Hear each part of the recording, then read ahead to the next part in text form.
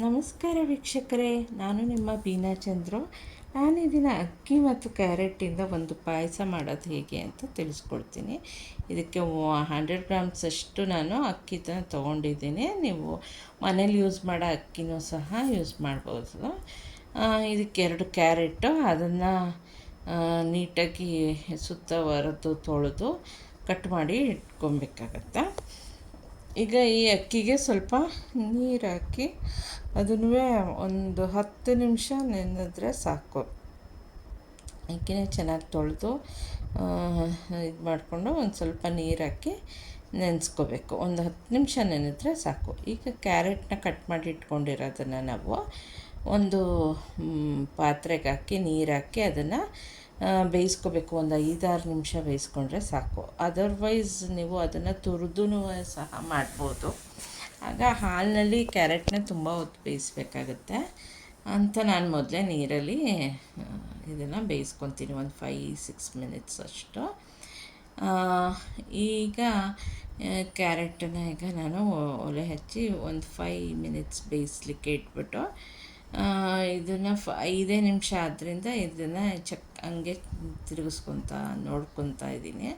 ಈಗ ಕ್ಯಾರೆಟೆಲ್ಲ ಒಂದು ಸ್ವಲ್ಪ ಮೃದುವಾಗಿ ಸಾಫ್ಟ್ ಆದಂಗಾದರೆ ಸಾಕು. ತುಂಬ ಬೇಯಬೇಕು ಅಂತ ಏನಿಲ್ಲ, ಪಾಯಸದೊಳಗೆ ಬೆಂದ್ಕೊಳ್ಳುತ್ತೆ. ಈಗ ಅಕ್ಕಿನ ಒಂದು 10 ನಿಮಿಷ ನೆನೆಸಿಟ್ಟಿದ್ದ ಅಕ್ಕಿನ ನಾನು ತರಿ ಮಾಡ್ಕೊಂಡಿದ್ದೀನಿ. ಈ ರೀತಿ ರವೆ ರೀತಿ ಗ್ರೈಂಡ್ ಮಾಡಿ ಇಟ್ಕೊಂಡಿದ್ದೀನಿ. ಇದಕ್ಕೆ ಒಂದು ಅರ್ಧ ಲೀಟ್ರಷ್ಟು ಹಾಲನ್ನು ಬಳಸ್ತಾ ಇದ್ದೀನಿ. ಹಾಲನ್ನು ಹಾಕಿ ಒಂದು ಪಾತ್ರೆಗೆ ಹಾಕಿ ಅದನ್ನು ಚೆನ್ನಾಗಿ ಕುದಿಸ್ಕೋಬೇಕು.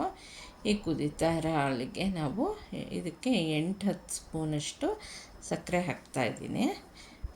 ಸಕ್ಕರೆ ಹಾಕ್ಕೊಂಡು ಸಕ್ಕರೆ ಎರಡೂ ಇದು ಬಿಸಿ ಆಗ್ತಾ ಇರುವಾಗ ಸಕ್ಕರೆ ಎಲ್ಲ ಕರಗುತ್ತಲ್ವ, ಇವಾಗ ಇದನ್ನು ಕರಗ್ತಾ ಇರೋದಕ್ಕೆ ನಾವು ತುರಿ ಮಾಡಿ ಇಟ್ಕೊಂಡಿರುವಂತಹ ಅಕ್ಕಿ ತರಿನ ಅದನ್ನು ಈ ಹಾಲಿನಲ್ಲೇ ಬೇಯಲಿಕ್ಕೆ ಹಾಕೋಣ. ಅದು ಒಂದು 5-6 ನಿಮಿಷ ಬೇಯಿಸಬೇಕು. ಹಾಗೆ ಕ್ಯಾರೆಟ್ನೂ ಸಹ ನಾನು ಗ್ರೈಂಡ್ ಮಾಡ್ಕೊಂಡಿದ್ದೆ ತರಿಯಾಗಿ, ಅದನ್ನು ಸಹ ಅಲ್ಲಿಗೆ ಹಾಕ್ಕೊಂಡೆ.